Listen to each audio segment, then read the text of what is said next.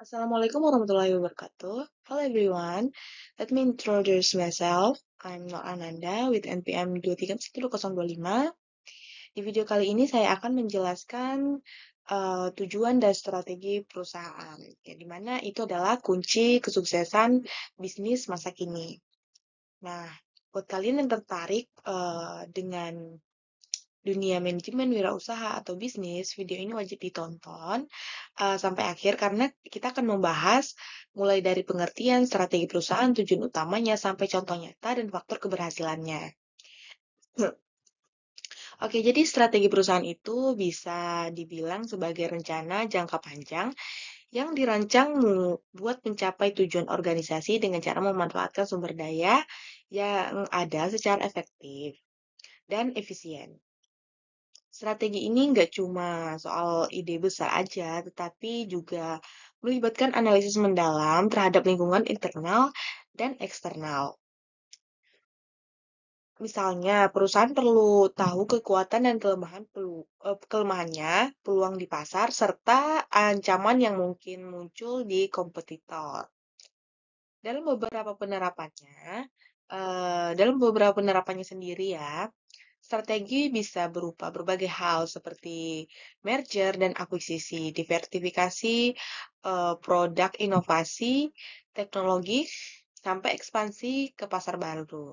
Termasuk langkah itu dirancang supaya perusahaan bisa terus tumbuh dan bertahan dalam persaingan yang makin ketat. Nah, strategi perusahaan sendiri punya tiga tujuan utama gitu ya. Pertama, memberikan arah dan tujuan yang jelas buat seluruh organisasi gitu. Lalu, setiap tim dan karyawan tahu apa perannya. Nah, dalam mencapai visi, eh, pokoknya itu karyawan tahu apa perannya untuk mencapai visi yang besar dalam suatu perusahaan gitu ya. Kedua, strategi berfungsi buat menciptakan keunggulan kompetitif yang berkelanjutan dengan memahami posisi uniknya. Perusahaan bisa menawarkan sesuatu yang beda dari pesaingnya gitu. Dan yang ketiga, strategi yang membantu dalam meningkatkan kinerja organisasi, baik dari segi pendapatan, efisiensi, maupun kepuasan pelanggan. Nah, kalau tiga hal ini dijalani dengan bareng-bareng gitu ya, dengan bersama, maka organisasi punya fondasi yang kuat untuk sukses jangka panjang.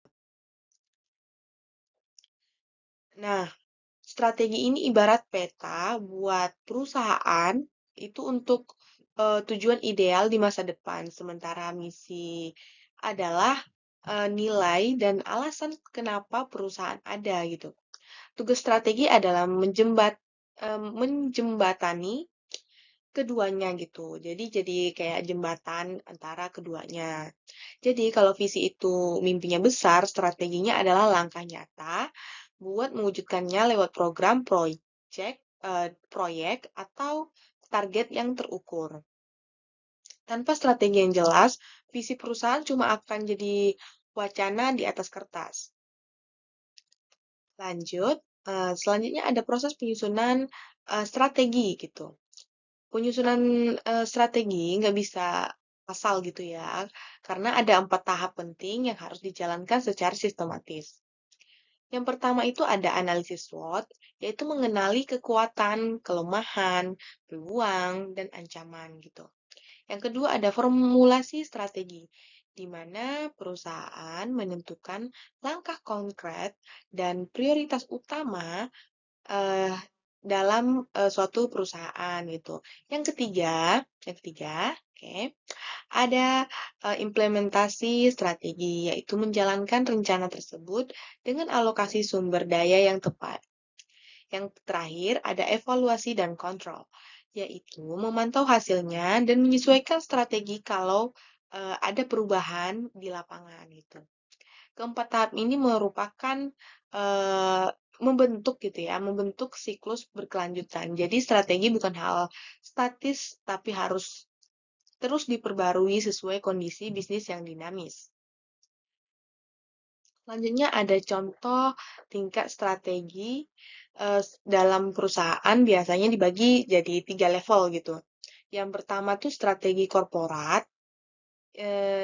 yang dimana akuisisi startup teknologi untuk memperluas portofolio produk, memasuki segmen pasar baru, dan meningkatkan kapabilitas inovasi jangka panjang perusahaan.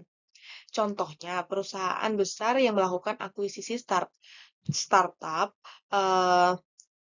teknologi buat memperluas portofolio dan inovasi. Yang kedua, strategi bisnis.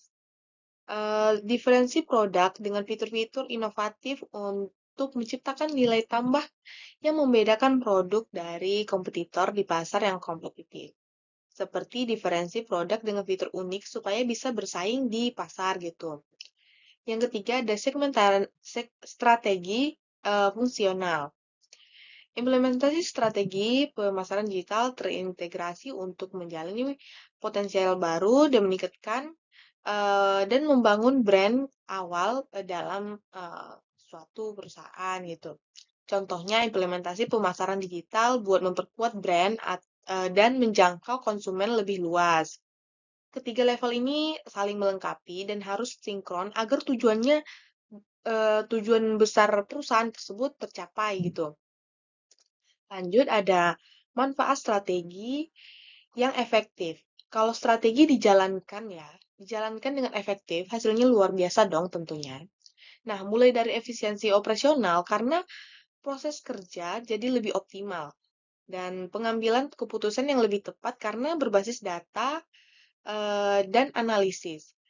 Ada juga daya saing yang besar, yang dimana kemampuan adaptasi yang lebih baik terhadap perubahan pasar, tren industri, dan dinamika kompetitif, yang dapat memperkuat posisi perusahaan di pasar global. Nah, hingga inovasi dan motivasi karyawan yang tumbuh karena semua orang paham arah tujuan perusahaan. Dengan kata lain, strategi yang bagus bikin organisasi bukan cuma sukses secara finansial, tapi juga kuat dari dalam gitu. Selanjutnya ada studi kasus, contohnya perusahaan XYZ yang dulunya mengalami penurunan penjualan dan minim inovasi setelah penerapan strategi baru. Fokus pada inovasi produk, ekspansi ke pasar digital, dan restrukturasi internal, hasilnya luar biasa dong. Penjualannya meningkat 35% dalam 2 tahun dan pangsa pasar mereka naik sampai 50%. Ini bukti nyata bahwa strategi yang tepat bisa mengubah arah perubahan secara signifikan. Nah, tantangan dan kunci sukses implementasi strategi yaitu ada beberapa tantangan gitu. Tantangan utamanya ada resistensi perubahan dan karyawan dan budaya lama, kompleksitas lingkungan bisnis yang dinamis, alokasi sumber daya yang tidak memadai, kurangnya komunikasi, dan alignment organisasi. Tapi tentu saja implementasi strategi nggak selalu mudah ya. Tantangannya bisa datang dari presentasi karyawan yang tadi ya saya bilang gitu ya. Dan lain-lainnya yang ada di bawah. Kunci sukses implementasi sendiri ada 4. Kepemimpinan kuat dan visi yang jelas. Budaya organisasi yang mendukung perubahan, komunikasi efektif dan transparan, monitoring yang berkelanjutan dan menyesuaikan visi gitu. Oke, kita masuk ke dalam kesimpulan. Nah, kesimpulannya strategi perusahaan adalah panduan hidup yang terus berkembang dengan perencanaan yang matang, visi yang jelas, dan kerjasama seluruh elemen organisasi. Perusahaan bisa bertahan bahkan berkembang di tengah persaingan global yang berubah.